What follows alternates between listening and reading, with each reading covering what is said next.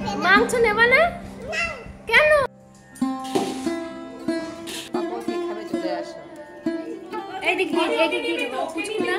নমস্কার বন্ধুরা, তোমাদের সবাইকে সাথে নিয়ে আজকের নতুন ভিডিও বা ব্লগটা শুরু করছি।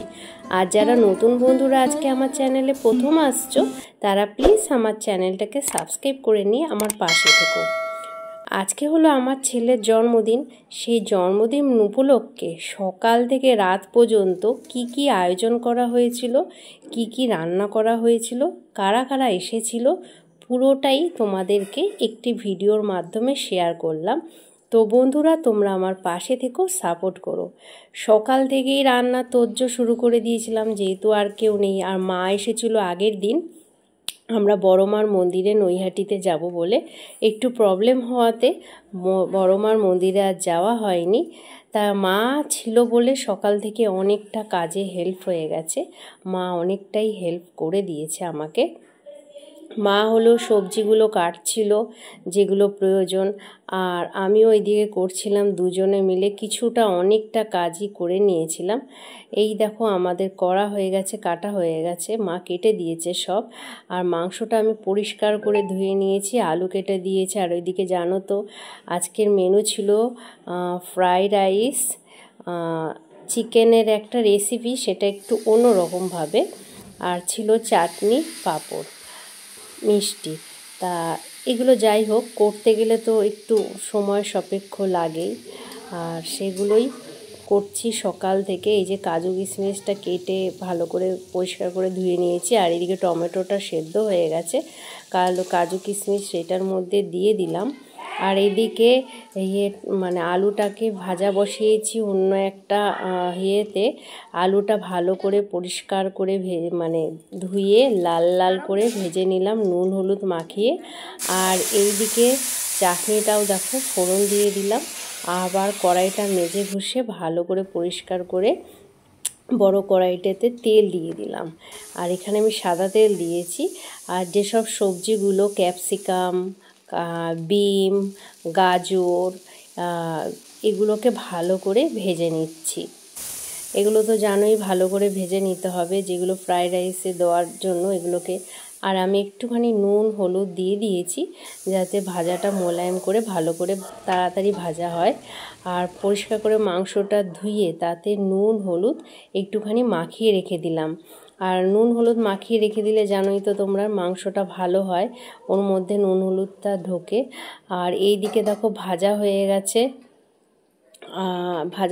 দেখো পুরো ভাজা হয়ে গেছে। এইবার আমি এগুলোকে তুলে নিচ্ছি অন্য একটি পাত্রে।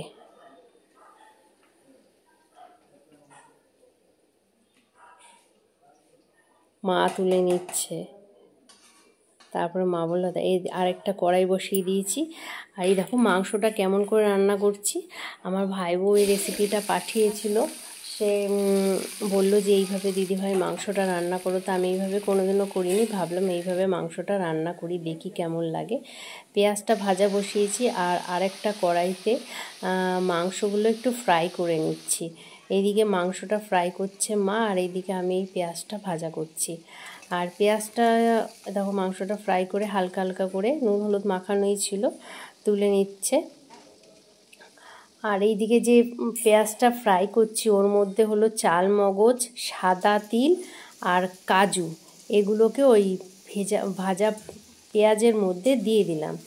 দিয়ে এগুলোকে আরেকটুখানি নাড়িয়ে চাড়িয়ে এগুলোকে আমি ভেজে নিচ্ছি।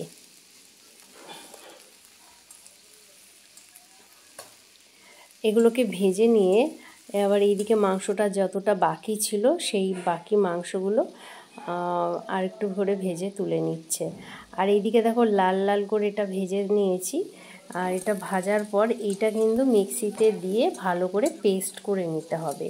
মাংসটা দেখো পুরোটা ভাজা হয়ে গেছে, সব মাংসই হালকা করে ভেজে নিয়েছি। আর এই যেগুলো আছে না, এগুলো এই যে মিক্সির বড় গ্রাইন্ডারের মধ্যে, মানে বড় বাটিটার মধ্যে দিচ্ছি এগুলো। তার মধ্যে একটুখানি টমেটো দিয়ে দিলাম, টমেটোটা বেশি দিইনি, ওই একটা টমেটো দিয়েছি। এগুলোকে একসাথে একদম চক্কর মেরে পেস্ট করে নেব।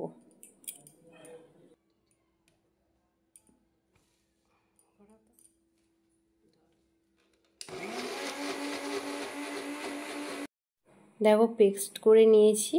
আর এটার কালারটা এরকম হয়েছে বলো তো কেন? যেহেতু পেঁয়াজটা ভাজা ছিল না, পেঁয়াজ ভাজা ওর মধ্যে। তারপরে অনেকটা কাজ কমপ্লিট করে রেখেছি, তাও আমার স্নান করে উঠতে উঠতে 3টে বেজে গেছে। তারপরে বদমাইশটা বলছে বেলুন ফোলাতে, কারণ আর কেউ নেই ফোলানোর জন্য, ও আর আমি মিলে বেলুনটা ফুলিয়ে নিয়েছি।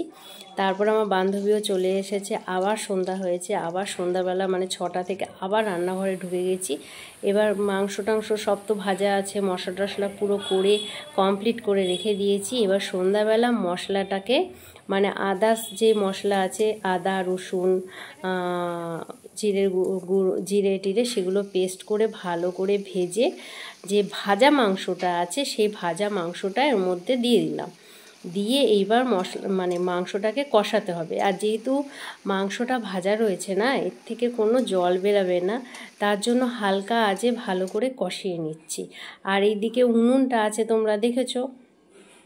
এই উনুনটা হলো আমার যখন বিয়ে হয়েছিল তখন না আমি গুল মানে ঘুটে কিনে আনতো, গুলও দিতে হতো অনেক সময়, বস্তার নিচে যে গুঁড়োগুলো পড়ে থাকে তোমরা দেখেছো, তাই দিয়ে সেই উনুনটা ছিল, কিছু ঘুটে ছিল প্রায় 18 বছর আগে দোকান ঘরে রাখা, সেইগুলো না দিয়ে উনুনটাতে জ্বালিয়েছি, ভাবছি ব্যবহার করব। আর এইদিকে দেখো রাইসটাকে করে জল ঝরিয়ে আর গরম তেল, সাদা তেল, ঘি দিতে হয়, ঘি ভুলে গেছি দিতে, মানে একা হাতে করছি তো মাথা ঠিক নেই।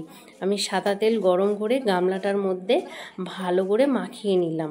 এইবার যে জল ঝরিয়ে রেখেছি মানে রাইসগুলো, সেইগুলো এক একটা ধাপ মানে একবার ঢাললাম, মানে গামলার মধ্যে ঢাললাম, আর এক একটা ধাপে আমার বান্ধবী বলছে যে সবজিগুলো ছড়িয়ে দিয়ে ঘিটি যা দিবি দিয়ে দে। ওইভাবে করছি।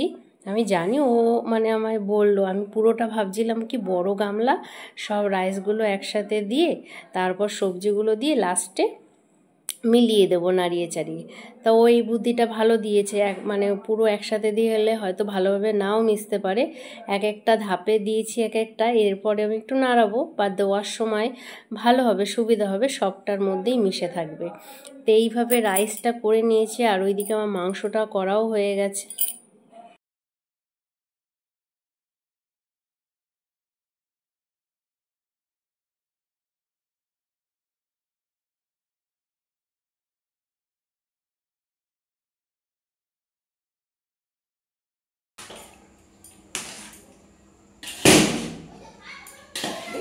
ভাগভাগটা কেন দিতে বললাম, দেখ কত সুবিধা হলো, দেখেছিস? ওই তুই যদি একবার দিতি না তোর অসুবিধা হতো বিশাল। সবার শেষে এই পাঁপড়গুলো ভাজছি। আর পাঁপড় ভাজা মানে রাইসটা করার পর উনুনটা না আজ জন্মদিন গ্যাসে গরম করছিলাম, তারপর রাইসটা করার পর ওই কড়াইটাই উনুনের মধ্যে বসিয়ে দিয়ে পাঁপড়গুলো ভেজে নিচ্ছি। এটা কি ভাজা হচ্ছে? পাঁপড় ভাজা। কেন? চাটনির সাথে। তুই এখন ভেজে রাখছো? পেপারে রেখে দেবে, কেরি প্যাকেটে আমি আর কিছু করব না, আমি এই সারা দিন ধরে এই করব। কেরি প্যাকেটে বেঁধে রেখে দিলে কিছু হবে না, নরম হবে না। দেখি আমি ভেজে দেব। আরে এটুকুনি করতে হবে না, অনেক কষ্ট এসে করবে। কিছুতেই সমস্যা, কিছুতেই সমস্যা। দেখো রান্না বান্না কমপ্লিট। চিকেন কষা, ফ্রাই রাইস, আর হলো চাটনি, আর পাঁপড়টা গরম গরম ক্যারি ব্যাগের মধ্যে ঢেলে দিয়েছি। এইবার জন্মদিনের জন্য কেক কাটাকাটি হবে। বাচ্চা কাচ্চাগুলোকে পাশের বাড়ি থেকে ডেকে নিয়ে এসেছি। আসো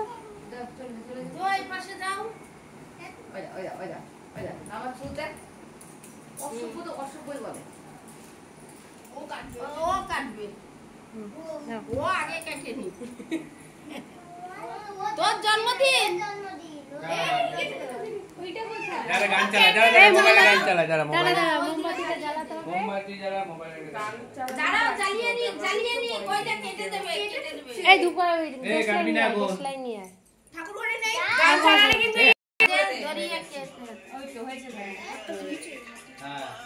বাইকে দে, বুনুরে দে, ওই বাইকে দে।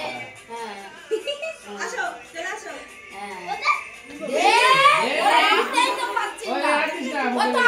ওকে দে, ওকে দে।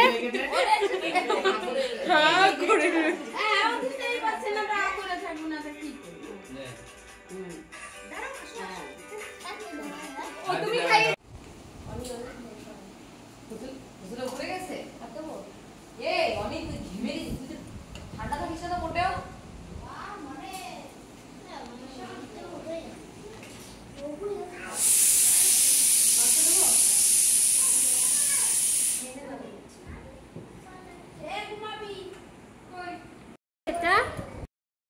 এটা কে খাচ্ছে?